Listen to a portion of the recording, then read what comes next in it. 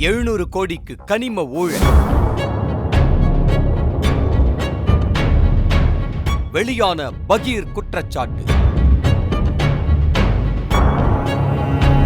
உருளும் முக்கிய IAS அதிகாரி தலை. அரசு குவாரியில் என்ன நடக்கிறது? கோட்டையை உலுக்கும் வில்லங்கு.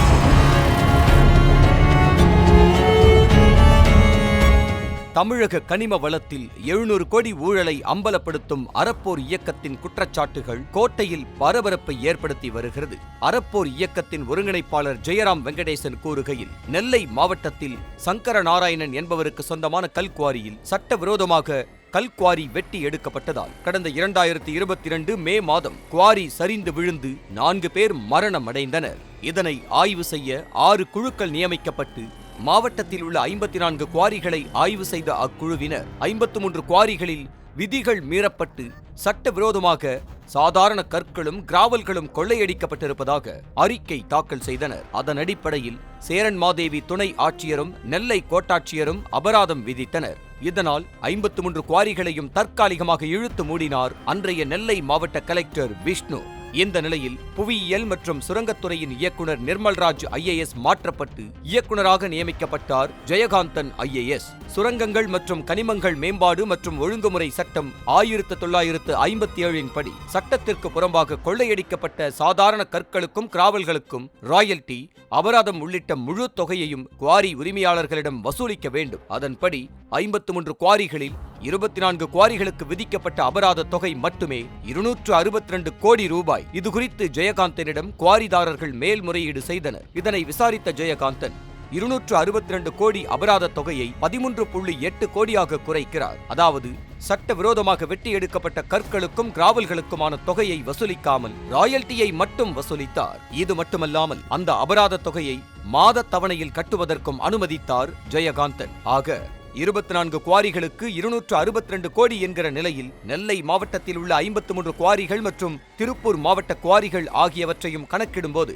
அபராதங்களை குறைத்த வகையில் சுமார் 700 கோடி ரூபாய் அரசுக்கு இழப்பு ஏற்படுத்தப்பட்டிருக்கிறது என்கிறார் அறப்போர் இயக்கத்தின் ஒருங்கிணைப்பாளர் ஜெயராம். இந்த குற்றச்சாட்டுகள் குறித்து ஜெயகாந்தனிடம் கேட்டபோது, சுரங்கங்கள் மற்றும் கனிமங்கள் மேம்பாடு மற்றும் ஒழுங்குமுறை சட்டம் 1957 என்பது சிறு கனிமங்களுக்காக ஒன்றிய அரசு கொண்டு வந்துள்ள சட்டம். இந்த சட்டத்தில் திருத்தம் செய்து 2021 புதிய விதியை இணைக்கிறது ஒன்றிய அரசு. புதிய விதியின்படி அரசின் அனுமதியும் லைசன்ஸ், என்விரான்மெண்டல் கிளியரன்ஸும் பெற்று முறைப்படி நடத்தப்படும் குவாரிகளில் பெர்மிட் அளவை விட அதிகமாக கற்கள் வெட்டி எடுக்கப்பட்டால் அதற்குரிய பெர்மிட் தொகையைத்தான் வசூலிக்க வேண்டும். வெட்டி எடுக்கப்பட்ட கற்களுக்கு கனிம மதிப்பீடு எனப்படும் காஸ்ட் ஆஃப் மினரல்ஸ் செய்து அதற்கான தொகையை வசூலிக்க கூடாது என ஒன்றிய அரசின் சட்டமும் தமிழக அரசாணையும் வலியுறுத்துகிறது. அந்த வகையில் 2021 திருத்தி அமைக்கப்பட்ட விதிகளின்படி ஆக்ஷன் எடுக்காமல் அல்லது சட்ட விதிகளை மதிக்காமல் நெல்லை மாவட்ட அதிகாரிகள் கற்களுக்கான கனிம மதிப்பை கணக்கிட்டு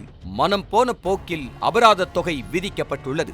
நெல்லை மாவட்டத்தில் 65 மீட்டர் ஆழம் வரை குவாரி வெட்டி எடுக்க என்விரான்மெண்டல் கிளியரன்ஸ் கொடுக்கப்பட்டிருக்கிறது. 65 மீட்டருக்கு அதிகமாக வெட்டி எடுக்கப்பட்டால்தான் காஸ்ட் ஆஃப் மினரல்ஸ் போட முடியும். ஆனால் 10 மீட்டர் 20 மீட்டர் வெட்டியவர்களுக்கு கூட பல கோடி ரூபாய் அபராதம் போட்டிருக்கிறார்கள். அதனால் சட்டப்படி பெர்மிட் தொகையை மட்டும் வசூலிக்க உத்தரவிடப்பட்டது. அதன்படி ஒரு கனமீட்டருக்கு பெர்மிட் தொகை 54 ரூபாய் தான். அதனை கணக்கிட்டால் 53 குவாரிகளுக்குமான தொகை 23.42 கோடி ரூபாய். இந்த 23.42 கோடியை தவணை முறையில் வசூலிக்க அரசு அனுமதிக்கிறது. அதனால் அறப்போர் இயக்கம் சொல்கிற குற்றச்சாட்டுகள் அனைத்தும் தவறானது.